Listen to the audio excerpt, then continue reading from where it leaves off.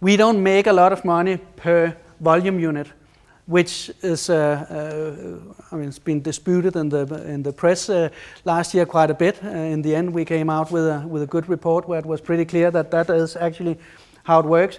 And if you look at normal banks, to maintain their business, they need to make a lot more than 15 øre per 1,000 kroner traded.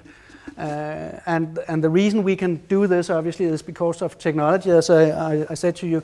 But that also indicates that we are very competitive and that we are a high-volume business, which also means we can attract clients. And that's also, of course, why we do a lot of business and we continue to grow. Right now, you can trade 23,000 financial instruments on our platform. I'll come a little back to the asset classes.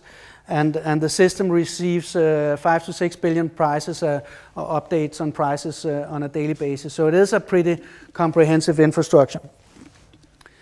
This is such a beautiful picture, so I thought I wanted to share it with you. And I'll come back to our history in a second, but we started on a shoestring back in 1992. This picture, however, is from I think 94 or something, and you see my partner Lars there, and at that point our chairman Peter Lerbrand. But I just want to show this to you because it's. We started from nothing, and it's not an easy business to build up from nothing. We've also had our challenges, and we continue to have challenges on a daily basis. But it's fun, at least for us, to look back at it and think about what has happened over the years. As I mentioned, we started in September 1992. Lars and I were partners back then as well. He was in London working, and I founded the business. I had one employee, and we had 500,000 Danish kroner in capital. That was not a lot, and we knew that if we couldn't generate a positive cash flow in 3.5 months, we'd basically have to close down the business again. We needed certain stuff. We had a place in Nøstergade in Copenhagen. I needed a Reuters screen. We had a telephone and a chair and a table and so forth. But it was very, very basic. And every morning I started writing financial research, trying to fax that out to potential clients. What we didn't anticipate at the time was that the weekend before we were to open up the office, the ERM crisis had a new high, where sterling devaluated, Finmark and lira devaluated. There was a complete disaster in the financial markets. Germany lowered their interest rates from 10 to 9%. Landong Bank closed over that weekend.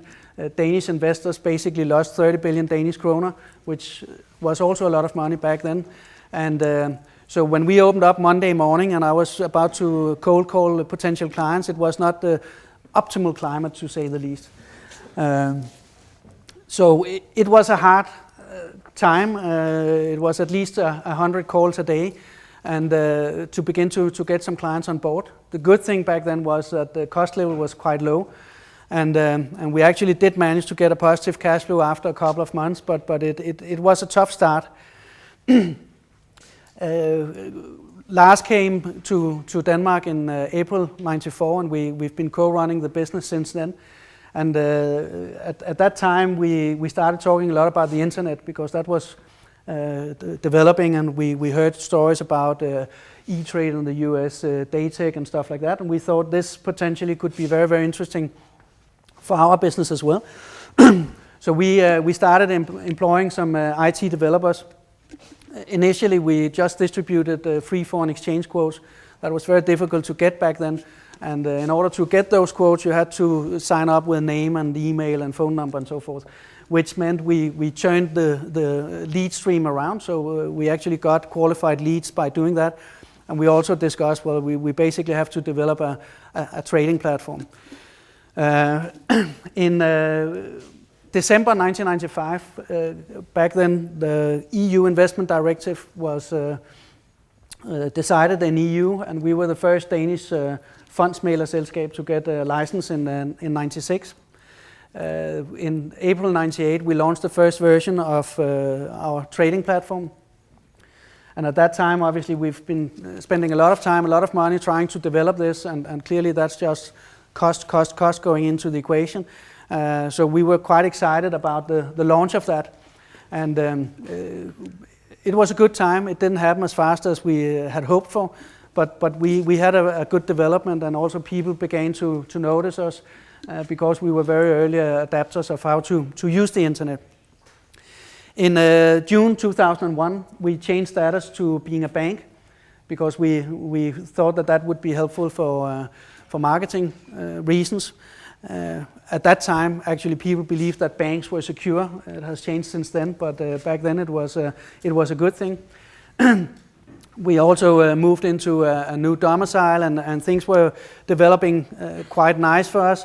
In 2003, we began to get some international recognitions in terms of winning awards and so forth. And parallel with that, a lot of investment banks started calling us.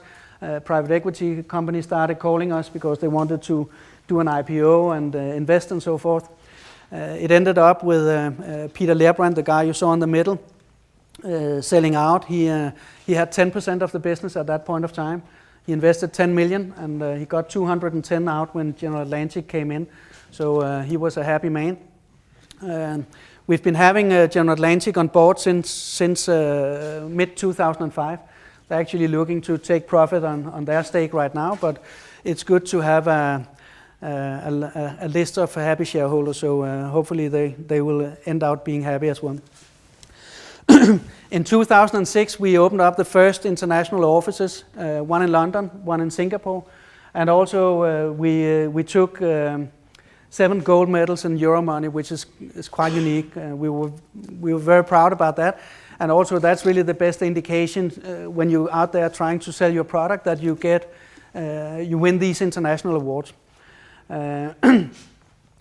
As we continue to grow the company, we opened up a small office in Beijing. We actually closed that. We now have an office in Hong Kong, but it's pretty impossible to do anything out of Beijing right now. and we won some more awards. At that time, we also saw the company growing. I mean, we've been producing pretty nice numbers since we started. And Lars and I knew for quite some time that we had to strengthen the management team, because if we basically had to run pretty much everything in the business, it couldn't scale. And we employed a team of international professionals, each of them having very good CVs.